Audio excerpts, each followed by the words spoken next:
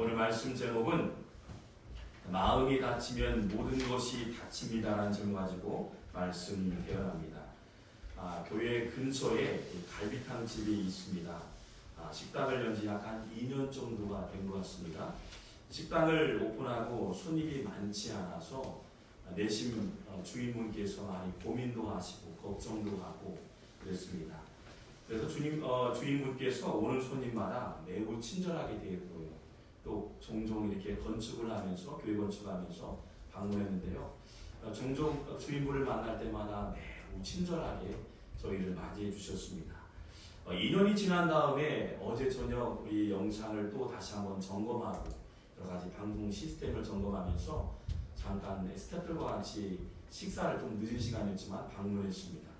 그런데 보니까 늦은 시간 한 8시가 넘었어요. 그런데 여전히 사람들로요 인산인해를 이루었다. 많은 사람들이 그곳을 방문하고 있음을 보게 되었습니다. 초창기 장사가 잘 안 되었고요. 손님이 없어서 사장님과 잠시 대화를 나누었던 기억이 있습니다. 사장님, 음식 맛도 맛이지만 사장님 오늘처럼 저에게 잘 대해주시듯 하시면 장사가 잘 될 것 같습니다. 음식 맛도 중요한 부분이지만 손님들 친절하게 대하는 게 중요하지 않나 생각됩니다. 매번 방문할 때마다 저를 따뜻하게 대해주신 것처럼 장사가 잘 되어도 따뜻하게 대해주면 인산인해를 이룰 줄 믿습니다. 아멘.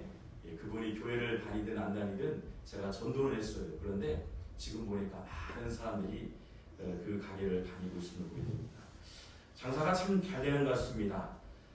여러 가지 많은 생각들이 들었습니다. 장사도 손님의 마음을 얻으면 안 될 일 없으리라 생각됩니다. 손님의 마음을 얻으면 장사 또한 잘 되겠죠. 대한민국 역대 대통령 중에 임기 4년차 국정 수행 능력이 최고치를 달하고 있습니다. 현재 대통령 인지도, 이 지지도를 보니까 약 40 중반대를 보고 있습니다. 40% 중반대를 넘게 받고 있는 것을 보게 됩니다. 대통령의 지지도가 높다는 것은 많은 이유 중 가장 큰 이유를 든다면 국민들의 마음을 얻고 있기 때문이 아닌가 생각됩니다.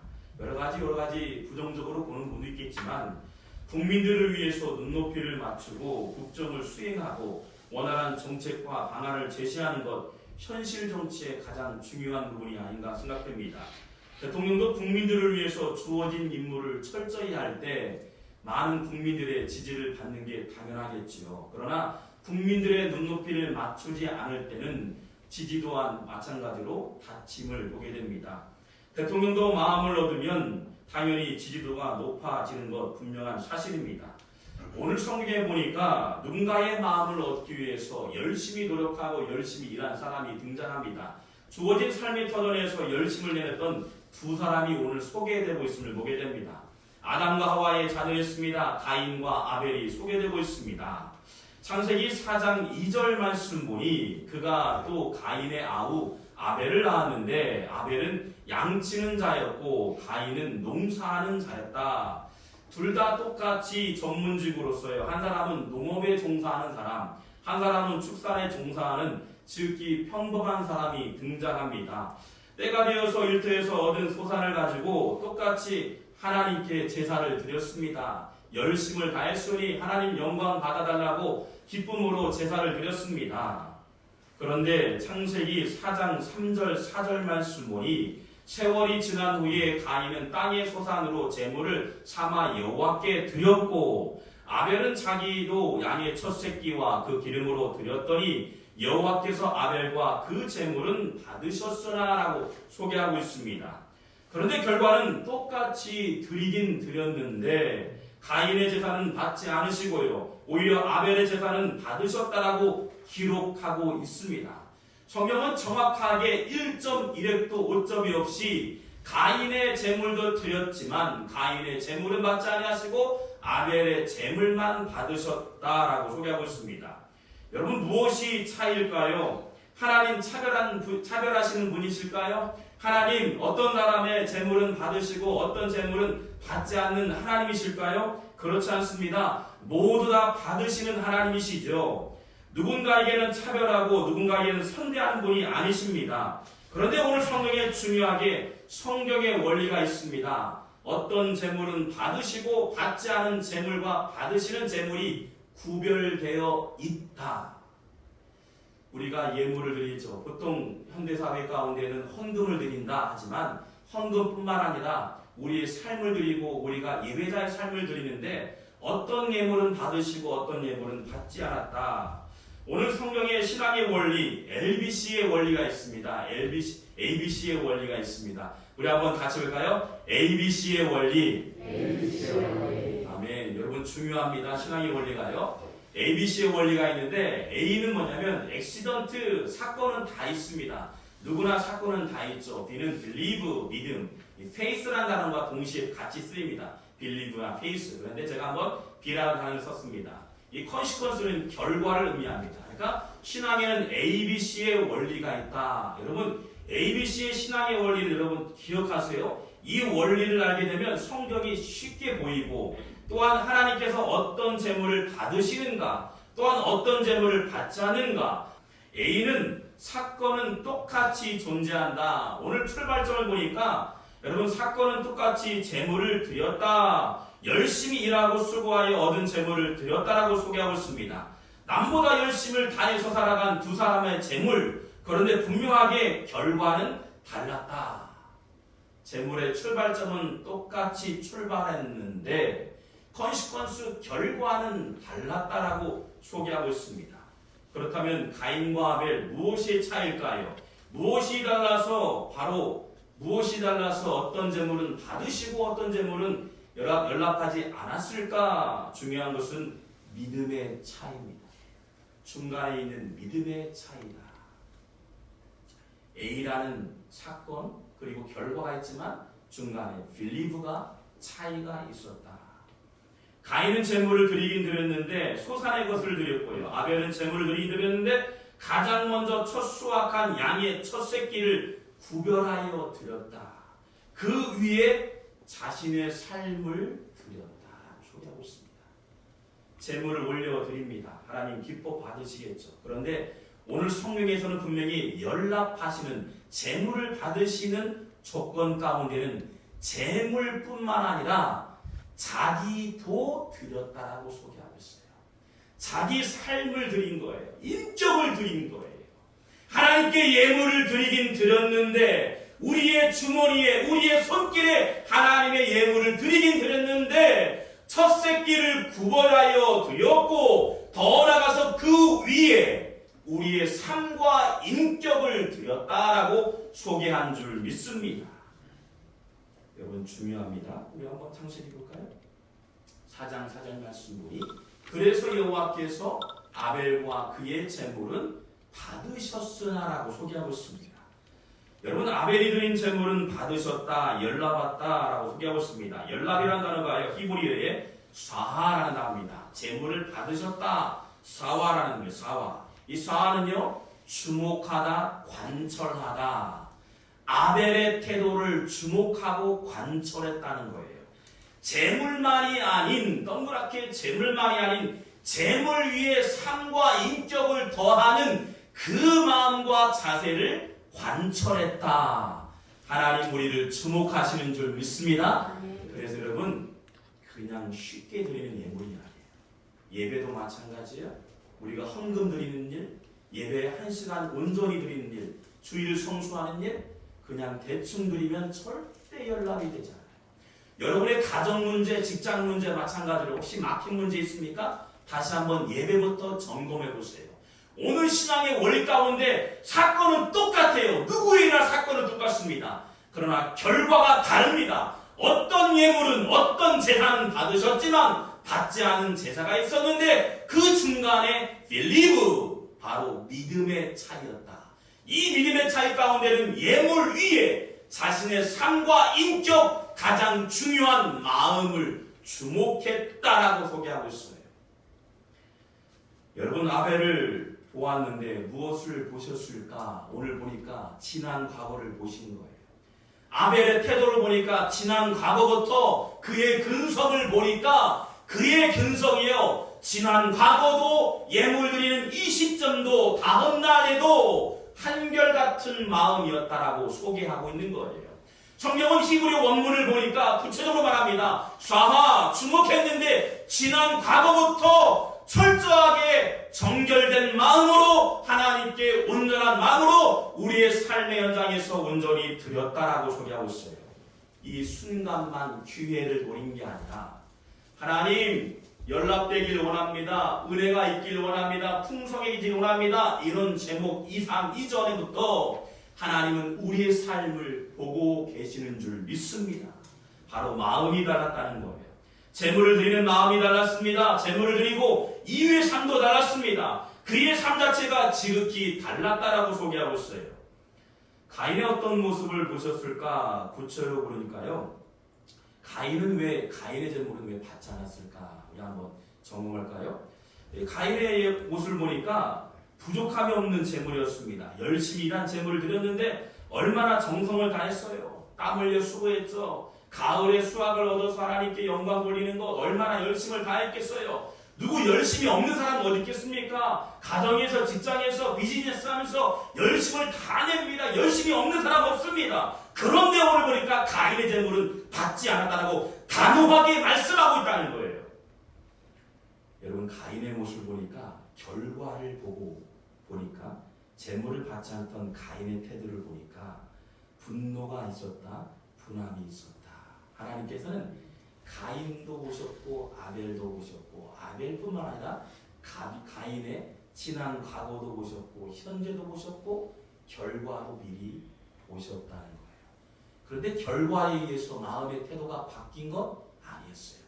순간 재물을 안 받으셨기 때문에 바뀐 게 아니라 지난 과거부터 그의 마음속에 분노의 마음이 있었다라고 원어에 기록됩니다. 지난 과거부터 분노와 하나님 그 마음에 격앙된 마음이 있어요.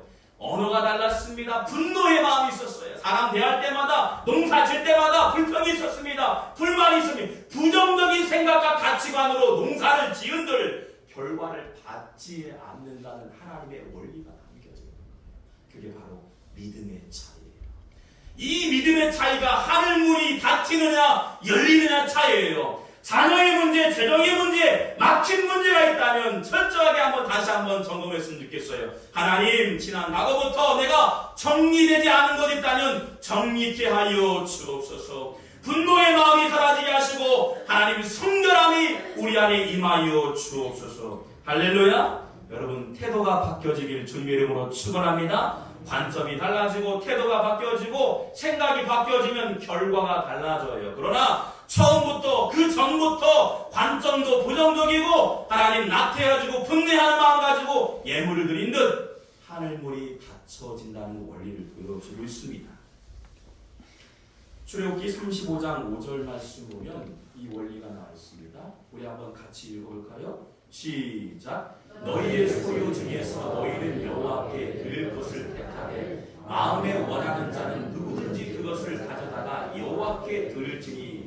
이스라엘 백성들이 가나안 땅에서 정착하면서 그 전에 여러분 광야를 걷습니다. 이 광야 가운데 제사를 드려요. 성막을 만들었어요. 그런데 성막을 만들자 떨어지자마자요 백성들이요 모세에게 달려옵니다. 수많은 재물들을 가져와요. 성막에 쓰일 것들을요 넘쳤다라고 소개하고 있어요. 35장 읽어보세요. 끊임없이요 마음에 원하는 대로 하나님께 드렸다 열심을 다해서 마음에 감동이 되어서 드렸다. 할렐루야. 그랬더니요 성막을 지을 재물들이요 넘쳤다라고 소개하고 있어요. 할렐루야. 그 많은 재물을 드렸던 그 마음에 기쁨으로 드렸더니 그 마음에 원하는 마음으로 온전히 드렸더니 차고 넘치게 풍성하게 채워주시는 줄 믿습니다. 이 하나님의 원리라는 거예요. 하나님께 우리가 헌금도 하고 우리의 삶도 드리고 예배를 온전히 드린다 고백합니다. 그러나 그 전부터 하나님은 우리를 주목하고 있다는 거예요. 마음의 기쁨으로 드리고 기쁜 마음으로 드린다면 하나님 영광 받아 주실 줄 믿습니다. 아멘. 사복음서에 보면 오병이의 사건이 등장합니다. 이 오병이의 사건이 참 감사할 내용들입니다. 어떤 사건이냐면 여러분 이 복음서에 마태, 마가, 누가, 요한복음에 다 오병이의 사건이 다 등장합니다. 이 오병이의 사건을 보면 참 신기한 내용들이 있습니다. 그런데 이 말씀을 참 들여다보면요, 이 어린아이에게 보리떡 5개와 물고기 2마리를 하나님께서 예수님께 드립니다. 그런데 보니까 어린아이의 손에 들려진 것 보리떡 5개와 물고기를 드리는데요, 당시에 예수님이 복음을 전하면서 많은 사람이 모이기 시작했습니다. 약 5,000명이 모였다. 그런데 성경에는 남성의 숫자를 5,000명이라고 하고 그 외에 남성 외에 어린아이, 여성 합치면 15,000명 정도가 된다고 많은 학자가 이야기합니다. 이 15,000명 되니까요, 수많은 사람들이 모였겠죠. 그런데 말씀을 듣다 보니까, 예배하다 보니까요, 배고픔이 있었어요. 말씀의 복음의 떡과 함께요, 떡을 같이 나누고자요, 돌아보니까 주머니에 들은 게 어린아이의 보리떡 5개와 물고기 2마리가 있었다. 그런데 한번 볼까요? 6장 9절 말씀 볼까요? 6장 9절 말씀 보겠습니다. 6장 9절 말씀 한번 볼까요? 시작! 어린아이에서 보리떡 5개와 물고기 2마리를 가지고 있나이다. 그러나 그것이 많은 사람에게 얼마나 되겠사옵나이까. 제자들이 묻습니다. 수많은 15,000명이 있는데 어떻게 물고기 2마리, 보리떡 5개로 먹이시겠습니까? 라고 합니다. 그런데 하나님은, 주님은 그 관중들의 소리와 관중의 숫자에 개의치 않았어요. 주님의 관점은 어린아이에게 갔다는 거예요. 어린아이의 손에 붙들고 있는 보리떡 5개와 물고기 2마리에 관심을 보였던 거예요. 이 관심 속에서 어린아이가 이 하나님께 온전히 드렸더니, 그리고 축사하시자마자 15,000명이 먹고도 남게 하여 주신 줄 믿습니다. 이 어떤 원리냐면요, 하나님께 보잘것없고 부족하게 보이고 가진 것도 없는 초라하게 보이는 물고기 2마리 위에 하나님께서 축사하시니까, 순수한 어린아이의 마음에 하나님께서 축사하시니까 하늘문이 열려주셔서 15,000명이 먹고도 남게 하여 채우신 줄 믿습니다. 할렐루야, 아멘. 성경의 원리가 나와 있죠. 그렇습니다. 여러분, 믿음의 차이인 거예요.